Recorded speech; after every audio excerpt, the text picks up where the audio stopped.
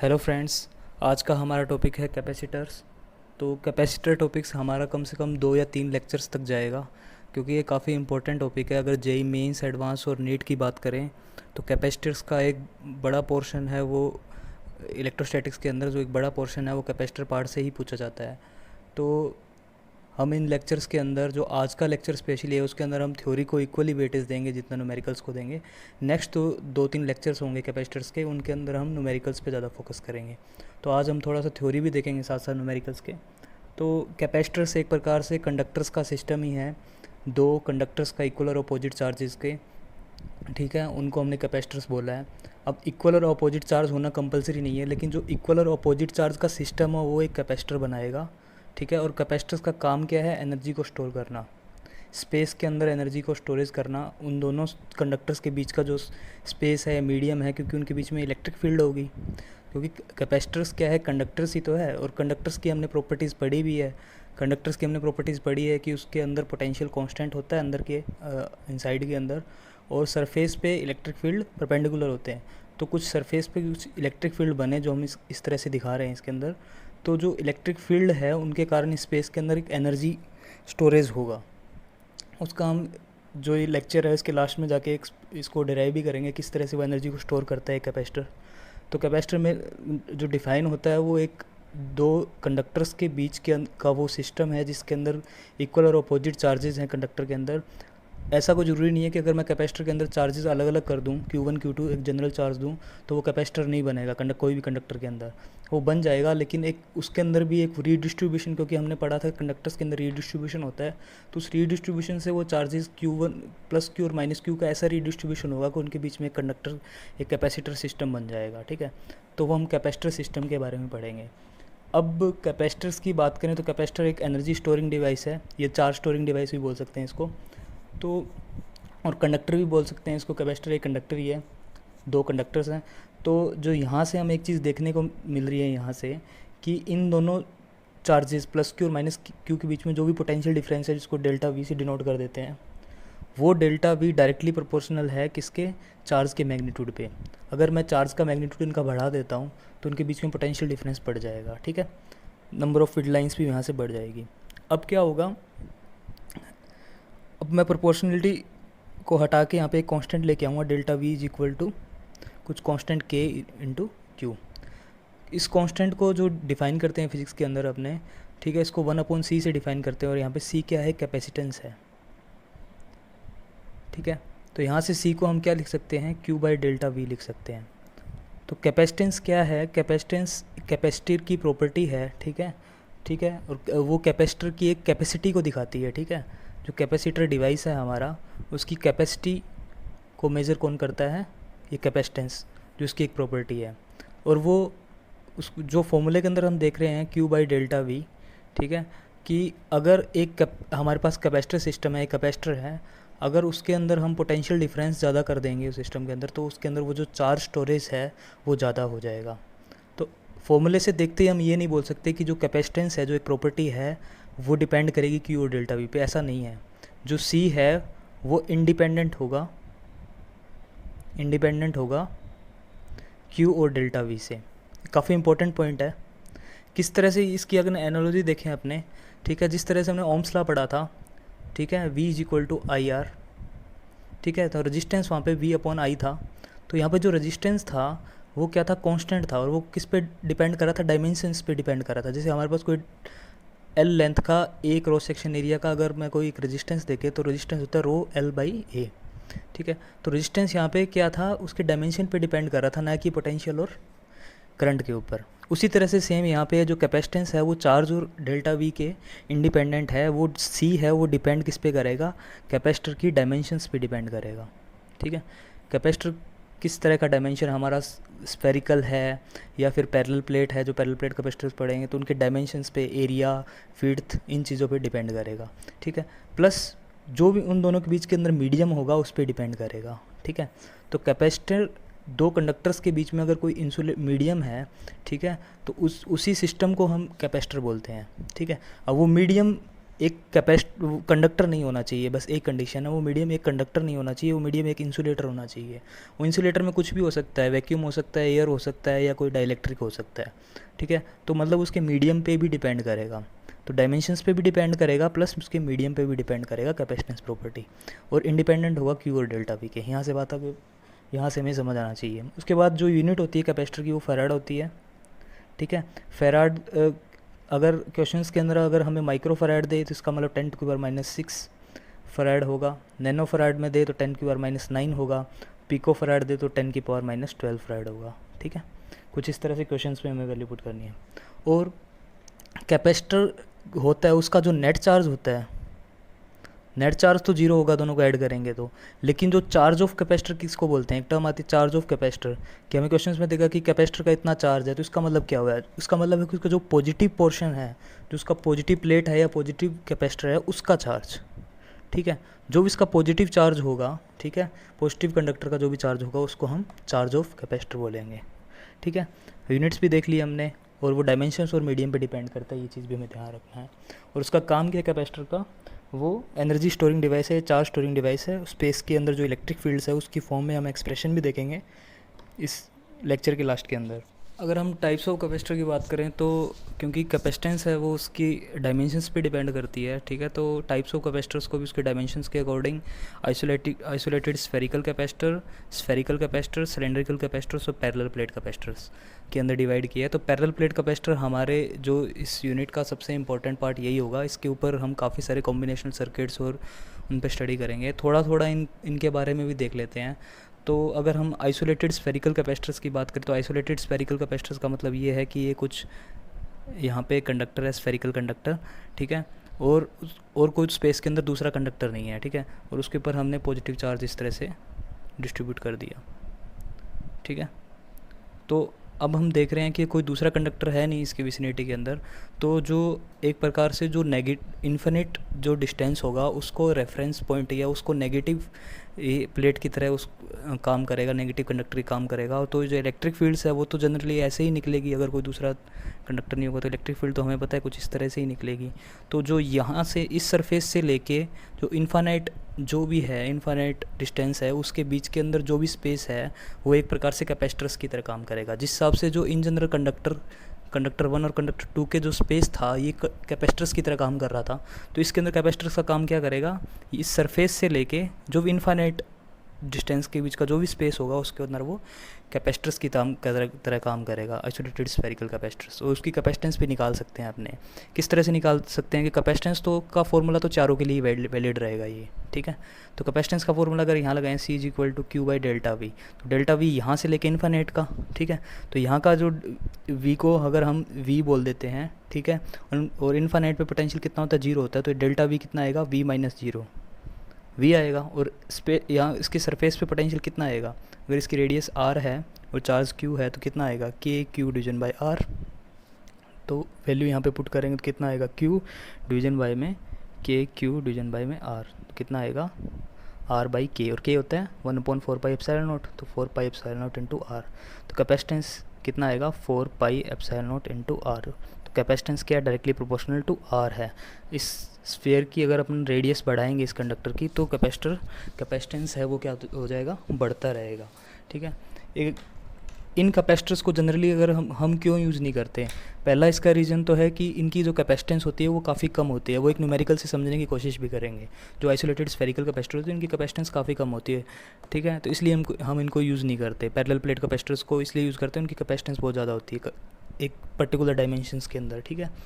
और दूसरा इसका रीज़न है कि जो एनर्जी स्टोरेज है इसका एंड पॉइंट एक तो यहाँ पे है जो हमें फिक्स है, लेकिन दूसरा पॉइंट क्या है, इन्फिनिटी पे है। तो एक पर्टिकुलर एरिया है जिसके अंदर हमें एनर्जी को स्टोर करना वो डिफाइन नहीं है इसके अंदर। तो दो इसके डिसएडवांटेज है। तो इसका एक एग्जांपल से कोशिश करते हैं कि हमें अगर मान लो एक एग्जांपल है कि हमारा जो एक कैपेसिटर है वो अर्थ के डायमेंशन का है, ठीक है, अर्थ के डायमेंशन का ये कैपेसिटर दे रखा है, ठीक है। तो अर्थ का डायमेंशन कितना हो गया, इसका रेडियस कितना होता है 6400 किलोमीटर, ठीक है। उस रेडियस पे हमें कैपेसिटेंस निकालना हो इसका, तो कितना आएगा कैपेसिटेंस इसका, तो उस पर इसका जो कैपेसिटेंस आएगा वो आएगा 4πε0 की वैल्यू कितनी होती है 1/10⁻⁹, और आर की वैल्यू है 6400 किलोमीटर, 10⁻³ कर दिया, मीटर में हो गया, ठीक है। तो कितना आएगा ये कैलकुलेशन करने के बाद आएगा 711 माइक्रोफराड। तो देख रहे हो कि इतने बड़े डायमेंशंस के अंदर भी, इतना बड़ा अगर हम कैपेसिटर बना दें अर्थ के डायमेंशन जितना, तो भी हमारी जो वैल्यू आ रही है वो कुछ माइक्रोफराड ही आ रही है, ठीक है। माइक्रोफराड का मतलब इस जो ये नॉर्मल कैपेसिटर अपना जो कुछ सेंटीमीटर डायमेंशंस के भी कैपेसिटर होंगे, मिलीमीटर डायमेंशंस के, वो भी इतनी कैपेसिटेंस हमें दे देंगे, तो हमें इतने बड़े कैपेसिटर की क्या ज़रूरत है। तो इसलिए आइसोलेटेड स्फेरिकल कैपेसिटर्स को जनरली यूज़ नहीं करते, ठीक है। तो क्योंकि वो उनकी कैपेसिटेंस इतनी होती नहीं। दूसरा रीज़न ये भी है, एनर्जी स्टोरेज भी उनके अंदर फिक्स नहीं है, ठीक है। अब ये तो हमने कवर कर लिया, अब हम स्फेरिकल कैपेसिटर्स देख लेते हैं। तो इसके अंदर जो न्यूमेरिकल बनेगा आइसोलेटेड कैपेसिटर में, उसका एक ही फॉर्मूला है, बस यही ध्यान रखना है, C=4πε0 r, ठीक है। जो अगर हम उसकी बात करें स्फेरिकल कैपेसिटर्स की, तो स्फेरिकल कैपेसिटर्स कैसे बनते हैं, हमें स्फेरिकल कैपेसिटर देखना है, ठीक है। तो स्फेरिकल कैपेसिटर्स कैसे बनते हैं, इसके अंदर भी दो कैपेसिटर्स होंगे स्फेरिकल कैपेसिटर्स में। किस तरह से होंगे, जो उसका इनर सरफेस है उसको तो पॉजिटिव चार्ज कर दिया, ठीक है, और जो कंसेंट्रिक कंडक्टर्स होंगे या कंसेंट्रिक शेल्स होंगे, ठीक है। अब क्या है, इसको बाहर वाले को हम क्या कर देंगे, अर्थ कर देंगे। अब होगा क्या, मान लो कि पॉजिटिव चार्ज ही आता कैसे, अगर मैं इस शेल को अगर मैं पॉजिटिव चार्ज देता हूँ कोई भी प्लस क्यू का, ठीक है, तो हमें पता है कंडक्टर की प्रॉपर्टी, ये शेल को कुछ अगर जूम करके देखेंगे तो इस तरह से होगा, और ये पॉजिटिव चार्ज उसके सारा सरफेस पे होगा, तो ये पॉजिटिव चार्ज सारा सरफेस पे आ जाएगा प्लस क्यू, और माइनस क्यू इस अंदर वाले सरफेस पे आ जाएगा, ठीक है। तो ये पॉजिटिव चार्ज इस सरफेस के बाहर की साइड है और ये माइनस क्यू इस सरफेस के अंदर की साइड है, ठीक है। और इस सरफेस के बाहर भी पॉजिटिव चार्ज आ जाएगा, लेकिन वो सारा पॉजिटिव चार्ज इस अर्थ के थ्रू क्या हो जाएगा, अर्थ में चला जाएगा, तो हमें पॉजिटिव और नेगेटिव चार्ज ही मिलेगा, यहाँ पॉजिटिव क्यू और नेगेटिव क्यू।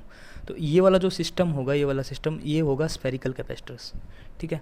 अगर इसका रेडियस a है, इसका रेडियस b है, ठीक है, तो हमें क्या करना पड़ेगा, डेल्टा v निकालना पड़ेगा स्पेस के अंदर, ठीक है। अब पोटेंशियल किसका ज़्यादा, जिसका रेडियस कम उसका पोटेंशियल ज़्यादा होता है, क्योंकि इसका जो फॉर्मूला होगा यहाँ पे पोटेंशियल का KQ/, क्योंकि शैल ही तो है, KQ/R होगा, तो जिसका रेडियस कम होगा उसका पोटेंशियल ज़्यादा होगा, तो डेफिनेटली VA का इस पॉइंट पे पोटेंशियल ज़्यादा होगा देन कंपेयर इससे, तो VA का पोटेंशियल ज़्यादा होगा VB से, तो उनका डिफरेंस होगा VA - VB, तो यहाँ का पोटेंशियल डिफरेंस आ जाएगा यहाँ से।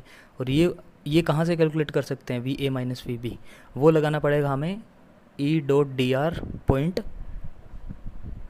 B से A की तरफ जा रहे हैं, B से A नेगेटिव साइन, ठीक है।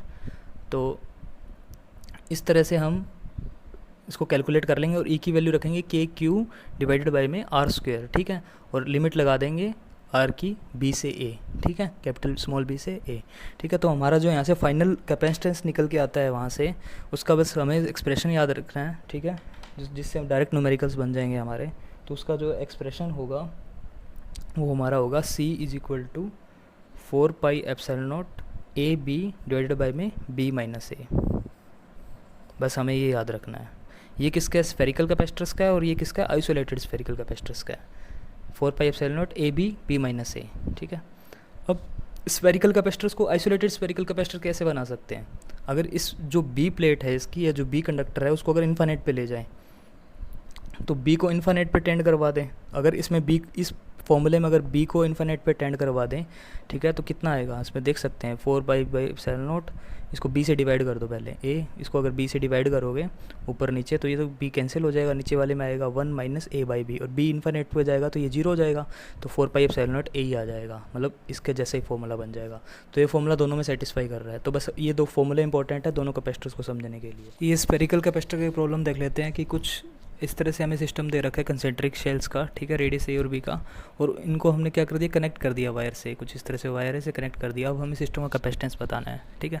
तो अगर हम पोटेंशियल डिफरेंस देखें इस और इस पॉइंट का, इन दोनों के बीच का, तो हमारा जो पोटेंशियल डिफरेंस अगर हम निकाल लें तो वो निकल के आएगा हमारा KQ, ये अंदर का चार्ज अगर यहाँ पे प्लस Q और यहाँ पे माइनस Q है, ठीक है, तो KQ डिवीजन बाई के अंदर, ठीक है,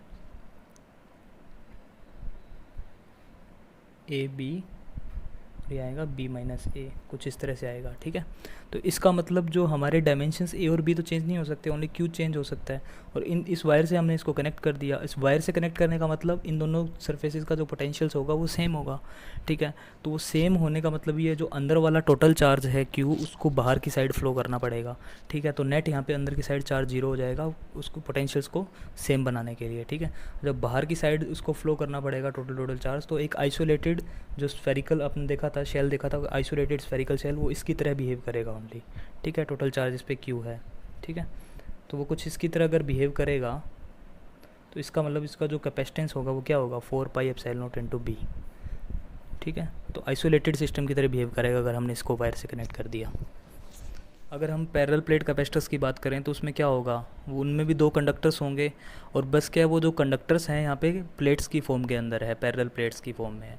तो अगर उनके दोनों के बीच की डिस्टेंस स्मॉल डी को अगर मैं काफ़ी कम कर देंगे हम, तो क्या होगा, उसके रेफरेंस पॉइंट से अगर हम देखें तो ये प्लेट एक प्रकार से इनफाइनाइट प्लेट्स की तरह बिहेव करेगी, इनफाइनाइट प्लेट्स की तरह जो इनका बिहेवियर होगा इनफाइनाइट प्लेट्स का बिहेवियर होगा, ठीक है। तो इनको अगर हम डील करेंगे, जो भी इसके अंदर हम डीलिंग करेंगे, मैथमेटिकल डीलिंग करेंगे, वो इनफाइनाइट प्लेट्स की तरह इसको लेके डीलिंग करेंगे, ठीक है। तो system of equal and opposite charges plus Q और माइनस क्यू, और वो इसके प्लस क्यू अंदर वाले सरफेस पे और ये क्यू इसके अंदर वाले सरफेस पे है। तो ये वाला कंसेप्ट देखने के लिए कि ये कंडक्टर के अंदर वाले सरफेस पे ही क्यों है प्लस क्यू और माइनस क्यू, और ये चीज़ देखने के लिए हम थोड़ा सा कैपेसिटर्स में जाएंगे, जो कि कैपेसिटर्स के अंदर हम जो प्रॉपर्टीज़ पढ़ी थी, कि अगर मान लेते हैं कि हमारे पास दो प्लेट्स हैं कुछ इस तरह से, हम क्रॉस सेक्शन देखा है, ठीक है, साइड से देख रहे हैं, साइड व्यू देख रहे हैं इसका, और ये क्योंकि कंडक्टिंग प्लेट्स हैं, तो कंडक्टिंग प्लेट्स के अंदर की साइड में क्या होता है, कंडक्टर्स के अंदर की साइड क्या होता है, E0 होता है, हमें पता है, पोटेंशियल कांस्टेंट होता है, ठीक है।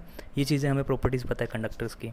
तो मान लो कि अगर मैं कंडक्टिंग प्लेट्स को चार्ज Q1 और Q2 देता हूँ, तो चार्जेस का रिडिस्ट्रीब्यूशन कैसे होता है। तो चार्जेस का रिडिस्ट्रीब्यूशन हमने कंडक्टर्स में पढ़ा तो है, तो लेकिन प्लेट्स का देख लेते हैं, प्लेट्स का कैसे होता है। कि मान लो कि हम Q1 और Q2 चार्ज दिया है, अब रिडिस्ट्रीब्यूशन क्यों होगा, रिडिस्ट्रीब्यूशन होगा कि इलेक्ट्रिक फील्ड जीरो होना चाहिए इसके अंदर में, उसके अकॉर्डिंग चार्जेस रिडिस्ट्रीब्यूट होगा। उसी तरह से रिडिस्ट्रीब्यूशन होगा कि नेट इलेक्ट्रिक फील्ड दोनों कंडक्टर्स में जीरो होना चाहिए। तो Q1 का डिस्ट्रीब्यूशन कैसे होगा, मान लो Q1 के अंदर से Q1 चार्ज है, स्मॉल Q1 चार्ज, वो इधर आ जाए, ठीक है। तो यहाँ चार्ज कौन सा बचेगा, Q1 माइनस Q1 बचेगा, capital Q1 minus small Q1, और दोनों का नेट चार्ज इस प्लेट पे Q1 ही बन रहा है। देखो रिडिस्ट्रीब्यूशन के बाद में कुछ ऐसा हो जाए, और यहाँ से रिडिस्ट्रीब्यूशन के मान लो कुछ ऐसा हो जाए, कैपिटल Q2 माइनस Q2, और इन दोनों का सम कितना, Q2 ही बन रहा है, ठीक है। अब कौन सी प्रॉपर्टी लाएंगे, इलेक्ट्रिक फील्ड अंदर की साइड में जीरो। तो दो पॉइंट लेते हैं, एक 1 पॉइंट और एक 2 पॉइंट लेते हैं। अगर 1 पॉइंट पे हम इलेक्ट्रिक फील्ड देखें तो इससे डायरेक्शन क्या बनेगी, ये वाली डायरेक्शन बनेगी, इससे ये वाली डायरेक्शन बनेगी, इस चार्ज से ये वाली डायरेक्शन, और इस चार्ज से भी ये वाली डायरेक्शन। तो इसके कारण राइटवर्ड, और इन तीन चार्जेस के कारण लेफ्टवर्ड डायरेक्शन बनेगी, ठीक है।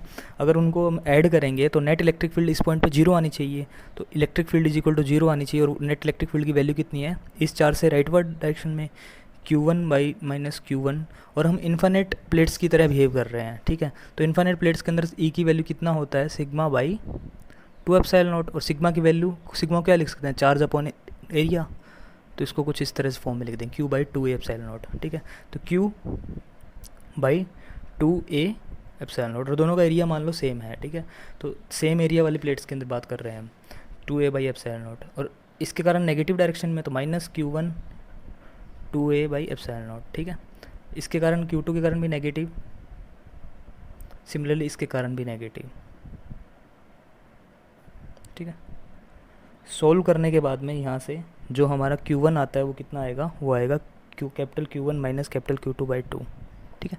सिमिलरली सेकंड पॉइंट पे हम लगाएंगे इसी तरह से, सेकंड पॉइंट पे इन तीनों चार्जेस के कारण डायरेक्शन ये होगी, तो इस चार्ज के कारण डायरेक्शन इलेक्ट्रिक फील्ड की ये होगी। तो यहाँ पे भी इलेक्ट्रिक फील्ड जीरो लगाएंगे, तो यहाँ से जो हमारा Q2 निकल के आएगा, इस तरह से सोल्व करने के बाद जो Q2 निकल के आए वो आएगा Q2 minus Q1 divided by 2। इसका मतलब ये दोनों एक दूसरे के नेगेटिव, और इसको माइनस Q1 भी लिख सकता हूँ, कि मतलब जो Q2 चार्ज है वो जस्ट इसका नेगेटिव है, ठीक है। तो हम देख सकते हैं कि एक प्रकार से यहाँ पे क्या हुआ है, इंडक्शन ही हुआ प्रोसेस, ठीक है। और अगर हम Q1 और Q2 की वैल्यू, ठीक है, यहाँ पे रखें, ठीक है, तो इसके जो आउटसाइड के अंदर चार्ज आएगा, अब जो नेट डिस्ट्रीब्यूशन किस तरह से हो जाएगा, मान लो ये दो प्लेट्स थी मेरी, ठीक है। अब डिस्ट्रीब्यूशन कैसा हो जाएगा, अगर जो इन Q1 की और इन Q2 की वैल्यू अगर यहाँ पे रखेंगे, ठीक है। और Q1 Q2 तो हमें पता लग गया। तो अंदर की साइड में यहाँ पे जो डिस्ट्रीब्यूशन हुआ था वो कैसा हुआ था, यहाँ होगा Q1 माइनस Q2/2 और यहाँ होगा minus of Q1 minus Q2/2 और यहाँ कितना होगा, अगर वैल्यू पुट करने के बाद यहाँ रिजल्ट आएगा Q1 प्लस Q2/2 और यहाँ रिजल्ट आएगा Q1 प्लस Q2/2। ये फाइनल रिजल्ट है हमारा। मतलब जो आउटसाइड के अंदर प्लेट्स के जो चार्ज आएगा वो आएगा दोनों चार्जेस के सम का मीन आएगा। ठीक है, ठीक है, उन दोनों का मीन चार्ज आएगा। ठीक है, जैसे यहाँ पे क्या था, Q1 और Q2 था, दोनों का मीन चार्ज क्या होगा, Q1 प्लस Q2/2। तो दोनों बाहर की साइड में उनका मीन आएगा। और यहाँ पे क्या आएगा, जो भी बचा हुआ चार्ज है, जो यहाँ पे कितना Q1 कितना हो जाएगा, Q1 माइनस दिस। तो जो कैपिटल Q1 माइनस दिस करेंगे तो यहाँ पे वो चार्ज आएगा, उसी का नेगेटिव फॉर्म यहाँ आ जाएगा। तो इस तरह से हम डिस्ट्रीब्यूशन कर सकते हैं। सिमिलरली अगर यहाँ पे अगर हम देखें कि किसी प्लेट के अंदर हमने प्लस Q और माइनस Q चार्ज दिया, ठीक है, और वो चार्ज कहाँ से देते हैं, एक्सटर्नल बैटरी से, या एक्सटर्नल हमने प्रोवाइड किया कि इसमें प्लस Q और माइनस Q। और अब हमें देखना है कि ये इस प्लेट के इन दो प्लेट्स के कौन सी साइड कितना कितना चार्ज होगा। तो हमें पता है कि दोनों चार्जेस का मीन बाहर की साइड होगा। तो इन Q1 माइनस Q2 का दो मीन वैल्यू कितना आएगा, Q1 माइनस Q2/2, यही होगा मीन। तो कितना आएगा, 0। इस साइड देखें तो कितना आएगा, Q1 minus Q2, Q1 plus Q2/2 कितना आएगा, ये भी 0। यहाँ पे कितना आएगा, क्योंकि अगर ये बाहर 0 है तो टोटल का टोटल चार्ज अंदर की साइड, बाहर 0 है टोटल का टोटल चार्ज अंदर की साइड, और ये एक दूसरे के नेगेटिव है। तो मतलब अगर हम प्लस Q और माइनस Q चार्ज देते हैं इन प्लेट्स को, तो टोटल का टोटल चार्ज कहाँ पे आ जाएगा, उसकी सरफेस के अंदर की साइड रिसाइड करेगा। तो जो पैरेलल प्लेट कैपेसिटर्स हो गए, उनके अंदर जो चार्जेस होंगे, हमेशा ध्यान रखना, जो चार्जेस हम अंदर की साइड के प्लेट्स, अंदर की साइड चार्ज होगा, बाहर की साइड कोई चार्ज नहीं होगा। ठीक है, अगर हम इसको पैरेलल प्लेट कैपेसिटर्स को इस शेप में भी दिखा सकते हैं। ठीक है, ये दोनों भी पैरेलल प्लेट कैपेसिटर्स ही हैं, बस चार्ज क्या होगा, बस अंदर की साइड होगा, इसमें अंदर की साइड और इसमें भी अंदर की साइड होगा। ठीक है, बस ये ध्यान रखना है हमें। अगर इसके बाद हम इसकी कैपेसिटेंस निकालें, कैपेसिटेंस कैसे निकाल सकते हैं कि इसके अंदर हमारे पास दो प्लेट्स हैं। ठीक है, इस पे चार्ज हमारा Q है और इस पे माइनस Q चार्ज है। अब क्या होगा, इस पॉजिटिव प्लेट के कारण यहाँ पे इस साइड इलेक्ट्रिक फील्ड होगा। ठीक है, और हमने एक प्रकार से इसको इन्फिनिट बिहेवियर देंगे इस प्लेट को। ठीक है, क्योंकि इसकी डिस्टेंस काफ़ी कम है। तो इन्फिनिट अगर बिहेवियर है इसका, तो E की वैल्यू क्या आएगी, σ/2 एप्सिलॉन नॉट। ठीक है, तो और सिग्मा की वैल्यू क्या लिख सकते हैं, Q/A। ठीक है, तो अगर एरिया सेम है दोनों प्लेट्स का, ठीक है, उनकी डिस्टेंस D है। ठीक है, तो यहाँ से जो इलेक्ट्रिक फील्ड की वैल्यू ये वाली, और ये अगर नेगेटिव Q की बात करें तो इनसाइड की तरफ आएगी, तो अगर अंदर की प्लेट की बात करें तो इनसाइड आएगा इस तरह से। अच्छा, इस साइड बात करें तो माइनस Q से इस साइड आएगा, प्लस Q से इस साइड आएगा। इस साइड बात करें तो प्लस Q से इस साइड आएगा, माइनस Q से इस साइड आएगा। तो ये वाली दो टर्म तो कैंसिल हो गए एक दूसरे से, क्योंकि जो ये वैल्यूज़ हैं इनफाइनाइट प्लेट्स के, वो डिस्टेंस डिपेंडेंट नहीं है, वो पूरे चाहे डिस्टेंस कितनी भी दूर हो प्लेट से, वो इक्वली रहेंगी इलेक्ट्रिक फील्ड। तो यहाँ और यहाँ तो कैंसिल हो रही है, और नेट इलेक्ट्रिक फील्ड इस प्लेट्स के अंदर आ रही है। तो बाहर की साइड तो प्लेट्स के ई नेट 0 रहेगा। ठीक है, ये समझ लिया, बाहर की साइड ई नेट 0 रहेगा, जो भी इलेक्ट्रिक फील्ड होगा अंदर की साइड होगा। और अंदर की साइड इलेक्ट्रिक फील्ड कितना आएगा हमारा, इन दोनों का सम कितना है, जिसको हम ई नेट बोल देते हैं। तो ई नेट अंदर की साइड कितना आएगा हमारा, σ/2 epsilon not plus σ/2 epsilon not. कितना आएगा, σ/एप्सिलॉन नॉट। और सिग्मा की वैल्यू कितनी है, Q/A। ठीक है, Q/A एप्सिलॉन नॉट। तो हमारा जो ई नेट की वैल्यू आई है वो आई है Q/A एप्सिलॉन नॉट। ठीक है, अच्छा, अब हम अगर इन दोनों के बीच में ई नेट इतना है तो पोटेंशियल डिफरेंस कितना होगा इन दोनों के बीच में। तो जो पोटेंशियल डिफरेंस का फॉर्मूला होता है, डेल्टा V = E.D होता है। ठीक है, E.ΔD भी बोल सकते हैं। तो इन दोनों के बीच की डिस्टेंस D है और इलेक्ट्रिक फील्ड की वैल्यू ये है, तो डेल्टा V कितना आएगा यहाँ से हमारा, this into D, Q/A epsilon not into D। अच्छा, अब हम कैपेसिटेंस निकाल सकते हैं, हमें कैपेसिटेंस पता है। तो कैपेसिटेंस क्या आएगा, Q/ΔV, यही तो कैपेसिटेंस होता है।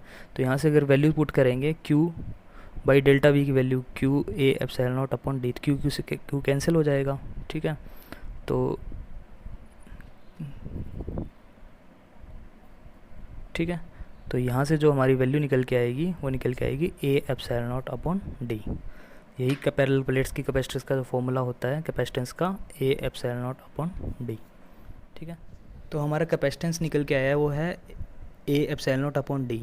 इसका मतलब कि वो एरिया के डायरेक्टली प्रोपोर्शनल है और उन दोनों की प्लेट्स के बीच की डिस्टेंस से डायरेक्ट इन्वर्सली प्रोपोर्शनल है, ठीक है। और उन दोनों के मीडियम पे भी डिपेंड कर रही है। जो एप्सिलॉन नोट टर्म है वो वैक्यूम की है, ठीक है, क्योंकि इनके बीच में वैक्यूम है। अगर कोई मीडियम भी इन जनरल लें अपने तो एप्सिलॉन नोट की जगह एप्सिलॉन आ जाएगा, ठीक है। तो ये चीज़ हम डाइलेक्ट्रिक्स का जब पार्ट पढ़ेंगे 2 लेक्चर बाद में, तो उसके अंदर भी इसको स्टडी करेंगे।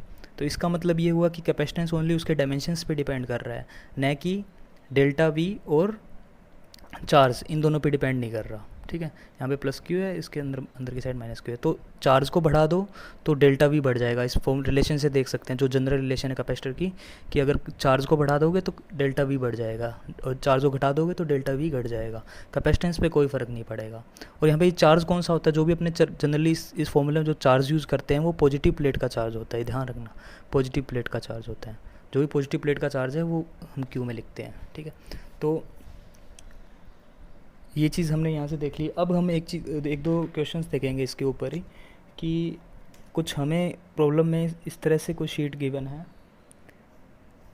ये नीचे की साइड हमें शीट गिवन है जिसका हमें एरिया दे रखा है ए, ठीक है। और ऊपर की साइड में कुछ सेम इसी तरह से सेम ये इसका सिग्मा, ठीक है, और इसका सिग्मा सेम है, ठीक है। और इसका जो एरिया हमें दे रखा है a/2 दे रखा है, ठीक है। तो अब हमें बताना है कि जो इस सिस्टम का कितना कैपेसिटेंस बनेगा, ठीक है। तो देख सकते हैं कि जो कैपेसिटेंस होता है वो हमेशा इक्वल एरिया की जो प्लेट्स होती हैं उनके बीच में ही बनता है। उनके बीच में पर्टिकुलर कुछ डिस्टेंस होना चाहिए डी। अगर मान लो इनके दोनों के बीच में डिस्टेंस डी है तो हम देख सकते हैं कि जो इक्वल एरिया वाली प्लेट्स हैं वो कुछ यही हैं, ये वाली बनेगी और नीचे ये वाली प्लेट बनेगी। तो ये वाली जो जितनी हाफ प्लेट बचेगी उसका कोई यूज़ नहीं होगा कैपेसिटेंस के अंदर। तो ये 2 प्लेट्स हैं उन्हीं का यूज होगा। तो इसका अब हमारा कैपेसिटेंस क्या हो जाएगा, A epsilon not upon D. लेकिन ए यहाँ पे क्या है, a/2 है, तो a/2 यूज़ करेंगे। तो कितना आएगा, A epsilon not upon 2d। ये हमारा कैपेसिटेंस आया। JEE 99 का एक क्वेश्चन पूछा गया है कि 2 प्लेट्स दे रखी है हमें, एरिया ए की, उनके बीच की डिस्टेंस डी है। तो चार्ज हमें इन जनरल Q1 Q2 दे रखे हैं, ठीक है। और Q1 की वैल्यू Q2 से ज़्यादा ये भी मेंशन है। तो हमें उन दोनों के बीच का पोटेंशियल डिफरेंस निकालना है। तो हमें पोटेंशियल डिफरेंस जो निकालना है इन दोनों के बीच में, तो हम देख रहे हैं कि यहाँ पे पॉजिटिव और नेगेटिव क्यों नहीं दे रखा हमें, इन जनरल Q1 Q2 दे रखा है। तो हमने जो रीडिस्ट्रीब्यूशन वाला सेक्शन देखा था इससे पिछला, उसके अंदर हमने देखा था कि जो इन जनरल अगर प्लेट के अंदर अगर हम कुछ इस तरह से देंगे Q1 Q2 तो किस तरह से रीडिस्ट्रीब्यूट होंगे, इन दोनों के मीन वैल्यू बाहर की साइड इन दोनों की मीन वैल्यू आ जाएगी। तो कितना आएगा यहाँ Q1 + Q2/2 और यहाँ बाहर की साइड कितना आएगा Q1 + Q2/2। तो अंदर की प्लेट अंदर की वैल्यूज़ कितनी होगी अंदर की साइड में, तो यहाँ पे कितना आएगा अंदर की साइड में, क्योंकि टोटल नेट चार्ज Q1 था। तो यहाँ कितना बचेगा अंदर की साइड में, Q1 माइनस ये बाहर वाली वैल्यू Q1 + Q2/2। तो यहाँ से कितना आएगा ये Q1 - Q2/2। तो अंदर की साइड ये वैल्यू आई और इसके प्लेट के अंदर की साइड क्या वैल्यू आएगी, Q2 - Q1/2, जस्ट इसके नेगेटिव पार्ट, ठीक है। तो ये अंदर की साइड की वैल्यू है। इसी को हम पॉजिटिव Q मान लेते हैं, कैपिटल Q, और इसी को हम नेगेटिव Q मान लेते हैं। तो अब हमारी जो प्लेट बनी है उसके अंदर की साइड में प्लस Q है और यहाँ पे माइनस Q है। यहाँ पे प्लस साइन क्यों लिया, तो हमें गिवन है क्वेश्चन में Q1 > Q2 है, तो ये पॉजिटिव हो जाएगा। या भाई अंदर की साइड का चार्ज है, बाहर की साइड चार्ज कितना है, Q1 + Q2/2, स्मॉल के अंदर Q1 + Q2/2, ठीक है। अब क्या, बाहर वाले चार्ज का कैपेसिटेंस में कोई रोल नहीं रहता। जो कैपेसिटिंग सिस्टम बनता है वो अंदर वाले चार्ज का हमें मतलब है, पॉजिटिव नेगेटिव का, ठीक है। तो अंदर वाले चार्जेस का मतलब है, और हमें यहाँ से फॉर्मूला भी पता है कैपेसिटेंस का। तो कैपेसिटेंस क्या हो जाएगा, Q/ΔV। तो डेल्टा वी हमें पोटेंशियल डिफरेंस ही तो निकालना है। तो डेल्टा वी कितना हो, डेल्टा वी क्या है, इस this potential minus this potential, ठीक है, V1 - V2। तो कितना आ जाएगा Q/C। और Q हमें कौन सा लेना होता है, मैंने बताया भी था, पॉजिटिव चार्ज का जो भी Q है। तो Q की वैल्यू क्या आएगी, ये वाली Q1 - Q2/2 डिवाइड बाई में C। अच्छा, C हम कैसे निकालें, क्योंकि जो C है वो हमेशा ही क्या रहेगा, C हमेशा ही डायमेंशंस पे डिपेंड करेगा, चार्ज पे डिपेंड नहीं करेगा। तो जो भी हमें डायमेंशन गिवन है उससे हम C निकाल लेंगे। तो उसका C क्या आएगा, A epsilon not upon D। ये तो फिक्स ही रहेगा, डायमेंशन पे डिपेंड है। तो C की वैल्यू क्या रख लेंगे, A epsilon not upon D। तो यही हमारा फाइनल डेल्टा भी है, JEE के अंदर ही क्वेश्चन पूछा गया है। अब हम काफ़ी इंपॉर्टेंट कंसेप्ट देखते हैं, force on plate of capacitor और उसके बाद में एनर्जी स्टोर्ड इन कैपेसिटर, ठीक है। ये आपस में लिंक्ड ही हैं दोनों। किस तरह से वो देखते हैं कि अगर हम 2 प्लेट्स लें, पैरेलल प्लेट्स लें, ठीक है, पैरेलल प्लेट कैपेसिटर, तो दोनों पे चार्ज क्या, प्लस क्यू और माइनस क्यू, और प्लस क्यू माइनस क्यू की चीज़ें क्या होगी, एक दूसरे से अट्रैक्ट होगी। तो क्या चीज़ है कि ये दोनों अट्रैक्ट नहीं हो रही एक दूसरे से, अट्रैक्ट होती होती एक दूसरे से तो मीट कर जानी चाहिए, मिल जानी चाहिए। तो ऐसी क्या चीज़ है वो मिल नहीं रही। तो हमने जो स्टडी किया था वो हमने आइडियल के स्टडी नहीं किए थे, क्योंकि कैपेसिटर्स के बीच में कोई ना कोई डाइलेक्ट्रिक मीडियम होता ही है, कुछ ना कुछ ऐसा मीडियम होता है जो उनको रोके रखता है प्लेट्स को। अगर हम देखें जो प्रैक्टिकल कैपेसिटर्स देखें तो उनके बीच की डिस्टेंस डी तो कम होती है, उसके बीच में कोई मटेरियल होता है उन दोनों के बीच में। तो हम तो एयर के अंदर स्टडी कर रहे हैं, वैक्यूम के अंदर, ठीक है। इन जनरल उनके बीच में कुछ मीडियम होता रहता है, इसके कारण वो एक दूसरे से मिल नहीं पाते, जुड़ नहीं पाते। तो क्योंकि उन दोनों के बीच के अंदर एक फोर्स रहता है, ठीक है, तो हम वो फोर्स निकालने की कोशिश करेंगे। तो मान लो कि अट्रैक्टिव फोर्स रहेगा, ठीक है, दोनों से। तो मान लेते हैं कि जो ये वाली प्लेट है उससे जो इलेक्ट्रिक फील्ड है वो इस डायरेक्शन के अंदर है। इलेक्ट्रिक फील्ड की डायरेक्शन में पता है कि अगर इन्फाइनाइट प्लेट की तरह बिहेव करेगा तो इसका क्या है, सिग्मा अपॉन, ठीक है, 2 एप्सिलॉन नॉट। उसको क्या लिख सकते हैं, सिग्मा को charge per unit area, 2 epsilon not. तो ये एक प्लेट से इतना इलेक्ट्रिक फील्ड आ रहा है। अब क्या हो रहा है, इस टोटल प्लेट पे हमें फोर्स निकालना है कि इस प्लेट पे फोर्स कितना लग रहा है। तो इस प्लेट पे क्या करते हैं, एक छोटा सा एलिमेंट लेते हैं डी क्यू का, और इसको धीरे धीरे करते इस प्लेट की फॉर्म दे देंगे और हम देख लेंगे कि पूरी प्लेट पे कितना फोर्स लग रहा है। तो डी क्यू से हमें उस पूरे प्लेट की फॉर्म दे देनी है इसको। तो डी क्यू एलिमेंट पे कितना फोर्स लगेगा, तो डी एफ कितना होगा, ई डॉट डी क्यू, ठीक है। स्मॉल डी क्यू एलिमेंट के ऊपर कितना फोर्स लगेगा, ई इंटू डी क्यू, ठीक है। तो डी एफ, अब दोनों साइड इंटीग्रेट करेंगे इसको, तो फोर्स नेट कितना आएगा, तो ई क्या है, कॉन्स्टेंट है, sigma by 2 a epsilon not, और इंटीग्रेशन डी क्यू, और डी क्यू का पूरा इंटीग्रेशन करेगा तो मतलब टोटल चार्ज, तो sigma upon 2 a epsilon not, sigma नहीं सॉरी क्यू, ठीक है, Q upon 2 epsilon not into Q. तो यहाँ से कितना आएगा फोर्स हमारा, Q square upon 2 a epsilon not. काफ़ी इंपॉर्टेंट रिजल्ट है ये कि force between two parallel plates कितना आएगा, Q square point 2 epsilon not. और यहाँ से अपने को भी एक चीज़ देखने को मिल रहा है कि इंडिपेंडेंट है किसके, इन दोनों के बीच की डिस्टेंस डी के, चार्ज से भी डिपेंड कर रही है, ठीक है, एरिया से भी डिपेंड कर रही है, लेकिन डिस्टेंस पे डिपेंड नहीं कर रही। एरिया बढ़ेगा तो ये फोर्स घटेगा, ठीक है, और अगर चार्ज बढ़ गया तो फोर्स बढ़ जाएगा। तो जो डायमेंशंस पे डिपेंड कर रहा है वो चार्ज पे डिपेंड कर रहा है, लेकिन डी वाला डायमेंशन है ना, जो डिस्टेंस उन पे डिपेंड नहीं कर रहा। मतलब आप अगर हम इस डिस्टेंस को बढ़ा भी दें और घटा भी दें प्लेट्स के, तो हमेशा जो फोर्स लगेगा वो हमेशा कॉन्स्टेंट ही लगेगा। मान लो अगर कुछ एक ये केस है, ठीक है, ये वाला, क्योंकि इसमें क्या हो रहा है, एक दूसरे अट्रैक्शन फोर्स लग रहा है ना, तो और दूर कर दी प्लेट्स को, तो इन दोनों के केस में जो फोर्स लगेगा वो सेम लगेगा, एफ़ और एफ़ दोनों केस में सेम लगेगा, डिस्टेंस बढ़ा दो चाहे घटा दो। तो ये एक इंपॉर्टेंट रिजल्ट आया है हमारा यहाँ से। अब क्या करेंगे, इसी रिजल्ट को यूज़ करेंगे हम एनर्जी स्टोरेज कैपेसिटर, जो इसका मेन है, जो कैपेसिटर का काम ही क्या है, एनर्जी को स्टोर करना, ठीक है। तो इसी को चीज़ देखेंगे हम इसी कंसेप्ट से, किस तरह से कि मान लेते हैं कि हमारे पास इनिशियली जो कैपेसिटर था कुछ इस तरह से है कि दोनों प्लेट्स एक दूसरे से क्या करी, मर्ज कर रही थी। अब इस प्लेट को मैंने धीरे धीरे करते करते फोर्स लगा के, क्योंकि इन दोनों के बीच में अट्रैक्शन फोर्स लग रहा है, तो अगर अगर इन दोनों प्लेट्स को मेरे को अलग करना है डी डिस्टेंस पे, तो मेरे को डी डिस्टेंस तक एक फोर्स लगाना पड़ेगा जो इस प्लेट के opposite force, small F amount का, क्योंकि यहाँ पे जो एफ है वो कांस्टेंट है इस डिस्टेंस डी के। डी को बढ़ाते बढ़ाते बढ़ाते अगर मैं लेके जाऊँ तो ये फोर्स हमेशा ही कांस्टेंट रहेगा। तो ये फोर्स कांस्टेंट रहेगा तो इक्वली अमाउंट में मेरे को इस साइड भी फोर्स लगाना पड़ेगा इसको ओवरकम करने के लिए, ठीक है। तो अगर मैं डिस्टेंस बढ़ाऊंगा भी तो इस फोर्स को मेरे को बढ़ाना नहीं पड़ेगा, ये फोर्स हमेशा ही कांस्टेंट ही रहेगा हमारा। ये फ़ायदा है, यहाँ से एक रिजल्ट निकला है जो हमारा डी पे डिपेंड नहीं कर रहा। तो हमें कुछ फोर्स लगाना पड़ेगा इधर वाली प्लेट के जो मर्ज कर रही है और डी डिस्टेंस तक उसको लेके जाना पड़ेगा। तो हमारा जो टोटल वर्क डन इसके अंदर जो हमें करना पड़ेगा वो कितना वर्क डन करना पड़ेगा, फोर्स इंटू डिस्टेंस डी इसको लेके जाने के लिए। तो हमारा जो नेट वर्क डन कितना आएगा, इसको डी से मल्टीप्लाई कर देंगे, तो Q square upon 2a epsilon not into D, ठीक है। ये हमारा वर्क डन आया। और ये वर्क डन किसकी फॉर्म के अंदर आया, क्योंकि हमने जो वर्क डन किया एक्सटर्नल एजेंसी से किया है। और ऐसा सिस्टम बनने के बाद ये कैसा सिस्टम बन जाएगा, अब ये कुछ इस तरह का सिस्टम बन जाएगा डी डिस्टेंस से। तो ये जो टोटल एक्सटर्नल वर्क डन है वो किसकी एनर्जी के अंदर स्टोर हो जाएगा, वो पोटेंशियल एनर्जी की फॉर्म में स्टोरेज हो जाएगा। क्योंकि हमने तो कुछ वर्क किया है, तो वो वर्क कहाँ स्टोर हुआ, वो वर्क इस पैरेलल प्लेट कैपेसिटर की एनर्जी की फॉर्म में, पोटेंशियल एनर्जी की फॉर्म के अंदर स्टोरेज हो जाएगा। और उसे जब मर्जी हम यूज़ करना चाहे तब यूज़ कर सकते हैं कैपेसिटर्स को। रियल एप्लीकेशन में, रियल लाइफ के अंदर हम कैपेसिटर्स का कहाँ यूज़ करते हैं, फैंस वगैरह के अंदर, जहाँ हमें सडन अमाउंट में, सडनली कुछ पर्टिकुलर एक डेल्टा टी टाइम के अंदर हमें ह्यूज अमाउंट ऑफ एनर्जी चाहिए, तो हम इसको डिस्चार्ज कर देते हैं, ठीक है। तो वो एनर्जी क्या होती है, पोटेंशियल स्टोरेज एनर्जी होती है, पोटेंशियल एनर्जी का स्टोरेज होता है इसके अंदर, ठीक है। तो हमारा पोटेंशियल एनर्जी कितना आ रहा है, वर्क डन पोटेंशियल एनर्जी की फॉर्म में स्टोरेज हो रहा है, तो W = U। तो U की वैल्यू यहाँ से कितनी आई, हाफ क्यू स्क्वेयर, और A epsilon not upon D को क्या लिख सकते हैं, कैपेसिटेंस सी, तो कितना आएगा हाफ क्यू स्क्वेयर बाई सी, ठीक है। और क्यू को हम क्या लिख सकते हैं, सी वी, ठीक है।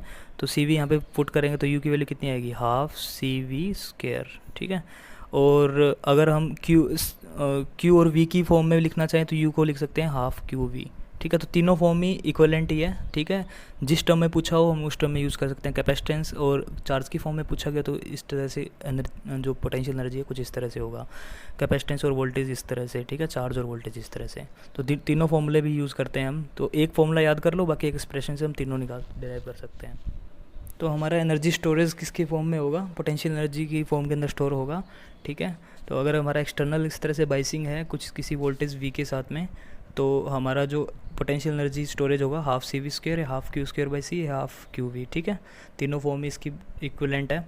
अब क्या है कि हम एनर्जी डेंसिटी अगर देखें, ठीक है, एनर्जी डेंसिटी, तो एनर्जी डेंसिटी क्या होता है, एनर्जी डेंसिटी को अगर हम यू से डिनोट करें, यू ई से, तो वो क्या होता है, टोटल एनर्जी स्टोरेज, ठीक है, यू पर यूनिट वॉल्यूम, ठीक है।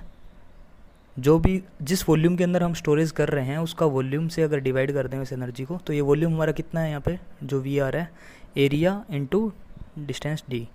तो जो भी हमारा यू आ रहा था उसको ए डी से डिवाइड कर देंगे, ठीक है।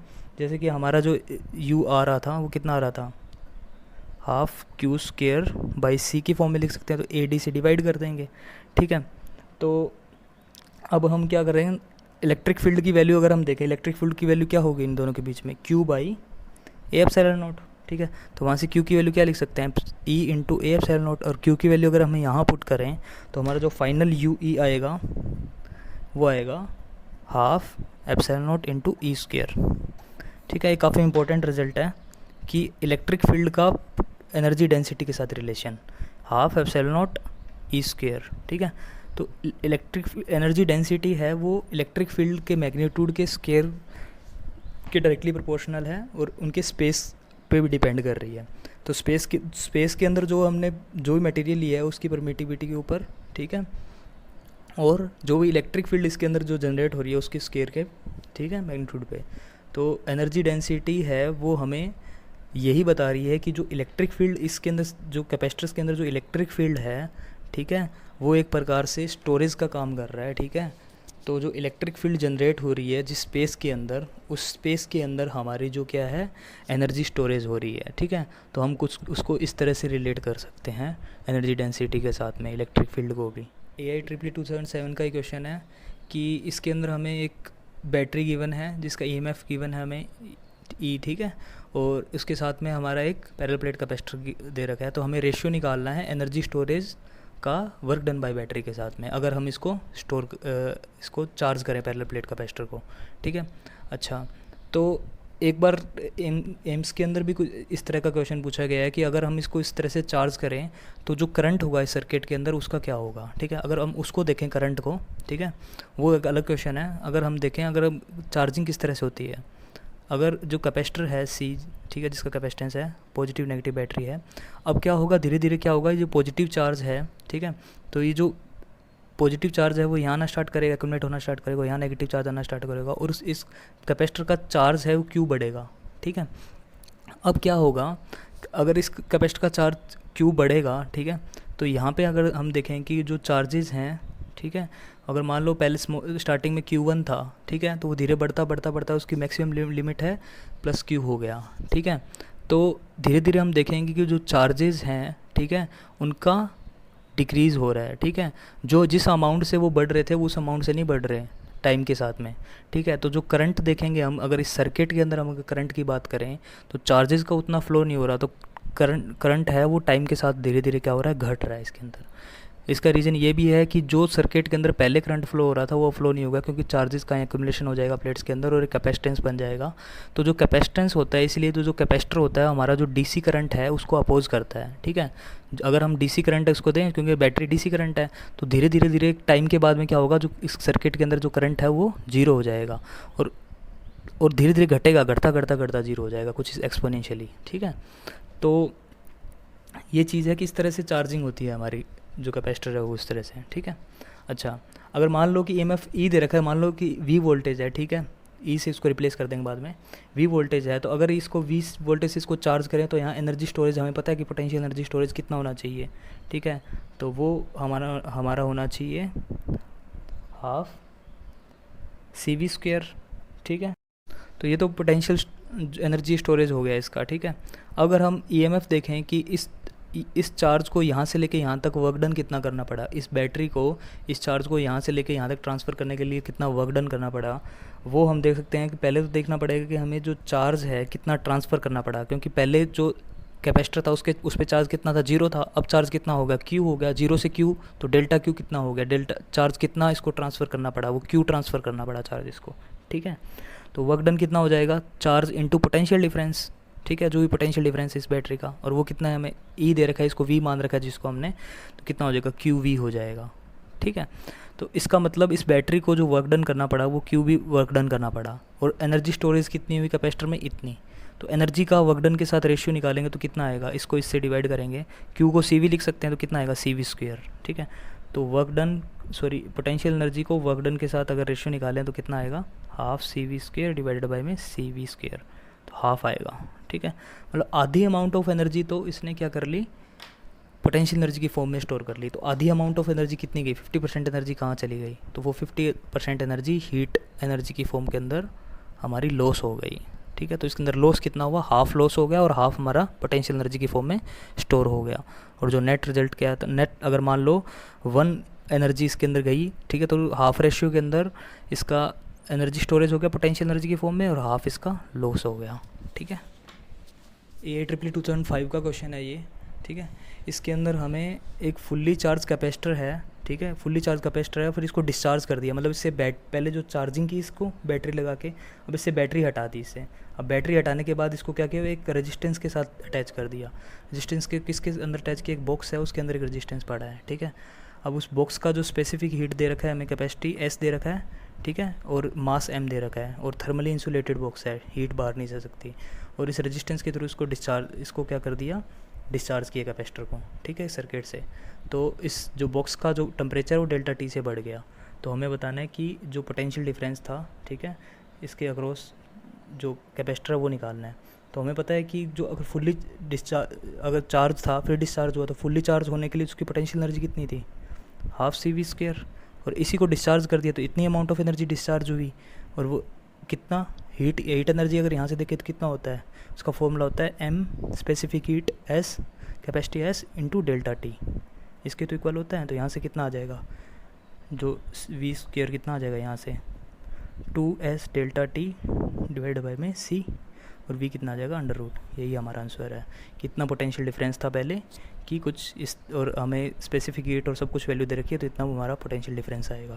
तो इसको दूसरे तरीके से क्वेश्चन भी पूछ सकता था, फुल्ली डिस्चार्ज की तरह। अगर हमें ये पूछता कि इसको चार्जिंग करते टाइम में, फुल्ली चार्ज होने के बाद में, और फुल्ली चार्जिंग जो की है, ठीक है, उस टाइम में जो हीट एनर्जी रिलीज हुई है उससे अगर हम इसका टेम्परेचर रेज करें तो उससे भी सेम अमाउंट ऑफ हीट, क्योंकि यहाँ पे चार्ज करने में जितनी अमाउंट ऑफ हीट अपने को लगी है उतनी ही हीट लॉस होती जितना अगर हम चार्ज करते टाइम देखते हैं।